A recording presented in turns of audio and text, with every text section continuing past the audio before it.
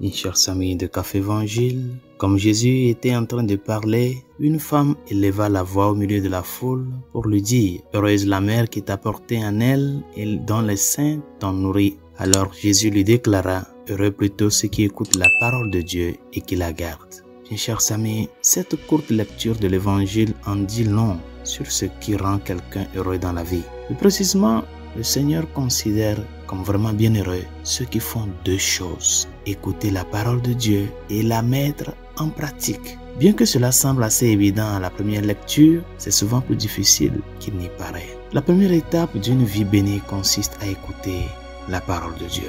Écouter implique que nous fassions bien plus que nous familiariser avec les évangiles.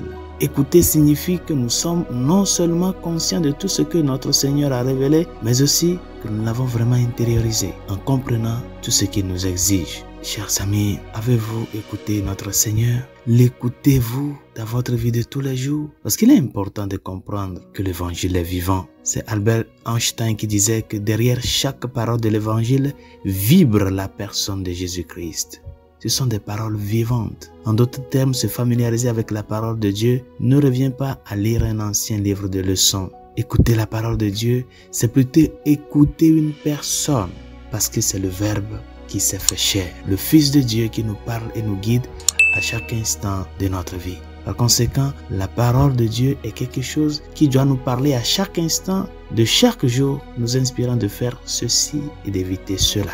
C'est ça la mission de la parole de Dieu. Défendre la justice et condamner l'injustice. Montrer le chemin qui mène au bonheur, le chemin qui mène au salut. Et cela s'accomplit par une habitude de communion priante avec le Seigneur tout au long de notre vie, grâce à laquelle nous sommes toujours attentifs à sa voix. D'autre part, bien chers amis, écouter la personne même du Fils de Dieu, le Verbe fait chair, implique nécessairement que nous observions également tout ce qu'il nous dit. En fait, si nous ne suivons pas son doux et permanent commandement d'aimer, nous serons incapables de l'écouter clairement. Nous deviendrons confus et nous nous laisserons facilement diriger par les nombreuses autres voies de ce monde, incapables de discerner le chemin glorieux choisi pour nous par le Seigneur. C'est lui le chemin, c'est lui la vérité, c'est lui la vie. Résolution de ce jour, une fois encore, prenons l'habitude de nous relationner avec le Seigneur dans sa parole. Est-ce que tu as médité aujourd'hui cet évangile? Est-ce que tu as pris le temps de l'écouter, lui qui te parle?